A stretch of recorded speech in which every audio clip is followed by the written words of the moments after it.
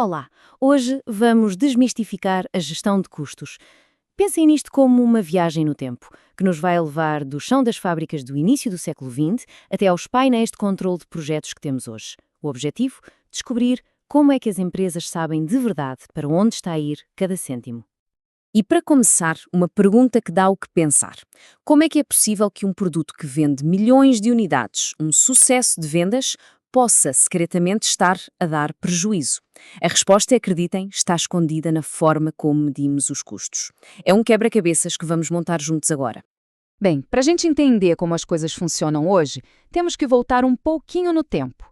A nossa história começa com o que era tipo o mapa do tesouro das empresas antigamente. A contabilidade de custos tradicional. Era um sistema simples, feito para uma época bem mais simples. Então, lá no comecinho do século XX, a lógica era bem direta. A mão de obra era, de longe, o recurso mais caro e mais importante numa fábrica. Por isso, a ideia era simples: usar as horas de trabalho como a grande referência, a única régua mesmo para dividir todos os outros custos que não eram diretos, como eletricidade, manutenção, a supervisão, tudo. E a conta era super simples, não é? Se um produto usava 10% do tempo dos trabalhadores da fábrica, então, pronto, ele era responsável por 10% da conta de luz, da manutenção e por aí vai. Parecia fazer todo o sentido. E, quer saber, por um bom tempo, funcionou super bem. Só que aí, esse sistema que parecia perfeito e que funcionou por décadas, começou a falhar. As empresas estavam a seguir um mapa que de repente as levava para o sítio errado. A grande pergunta é: o que aconteceu? Por que é que o mapa ficou desatualizado? E olha, esta citação aqui de Johnson e Kaplan, lá de 1987, mata a charada. A perda de relevância acontece quando há uma falta de sincronia entre os sistemas de gestão e o ambiente que eles deveriam apoiar. O que é que isso quer dizer na prática? Quer dizer que o mundo dos negócios mudou numa velocidade alucinante, mas o mapa continua o mesmo. E o mais impressionante é como tudo aconteceu ao mesmo tempo. Uma tempestade perfeita. A globalização trouxe uma concorrência brutal. E depois, a automação. Robôs entrando em cena. De repente, as horas de trabalho viraram uma coisinha de nada no custo total, enquanto os custos com tecnologia, engenharia e manutenção simplesmente explodiram. O mapa estava oficialmente obsoleto. E aí é que mora o perigo. O sistema antigo, por usar uma média geral baseada no trabalho, criava uma distorção perigosa. Os produtos simples, de alto volume, pareciam super lucrativos, enquanto os produtos complexos, de baixo volume, pareciam mais baratos do que realmente eram. Na prática, os produtos simples estavam a subsidiar os complexos, e os gestores, olhando para números errados, tomavam decisões erradas. Claramente, era preciso um mapa novo, uma forma totalmente diferente de pensar. E foi aí que surgiu uma filosofia que mudou as regras do jogo: o custeio baseado em atividades ou simplesmente ABC.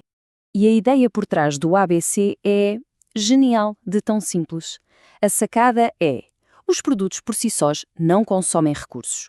O que consome recursos, dinheiro, tempo, materiais, são as atividades necessárias para produzir e entregar esses produtos. A chave, então, é seguir o rastro do dinheiro através das atividades. Então, pensem assim: em vez daquela régua única das horas de trabalho, o ABC chega com uma caixa de ferramentas cheia de réguas diferentes. Para os custos de preparar uma máquina, a régua é o número de preparações. Para os custos do departamento de compras, a régua é o número de pedidos de compra. Cada custo é rastreado pela atividade que realmente o provoca. Olhem só para este modelo antigo. É como se a gente pegasse um monte de custos completamente diferentes: engenharia, manuseamento de material, e tentasse passar tudo por um funilzinho só, o das horas de trabalho. Claro que a imagem que saía do outro lado era distorcida, né? Agora, olhem a mágica a acontecer aqui com o ABC.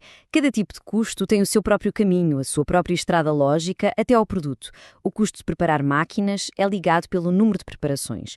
O custo de movimentar material pelo número de movimentações. De repente, a gente consegue ver a imagem completa com uma nitidez impressionante.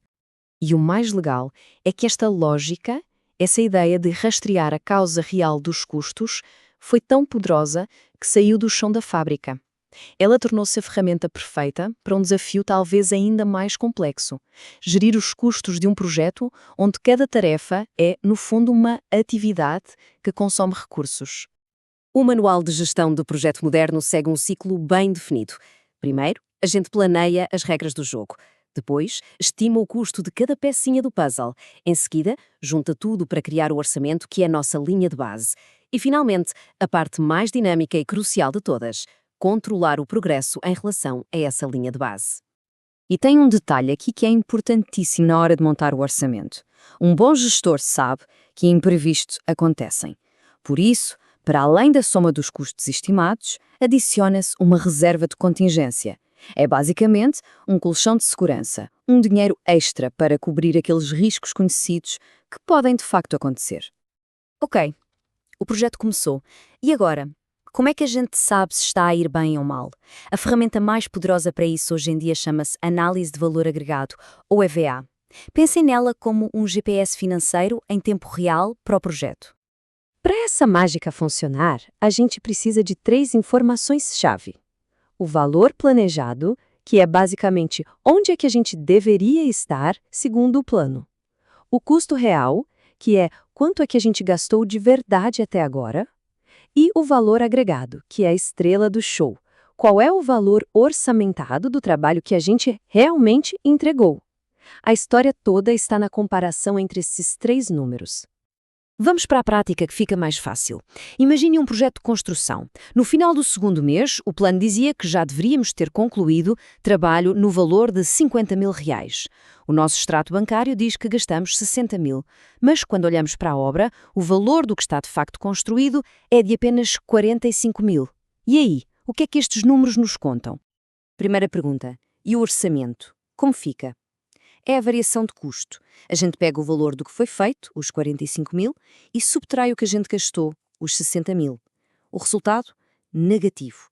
Menos 15 mil reais. Primeiro, alerta vermelho a piscar.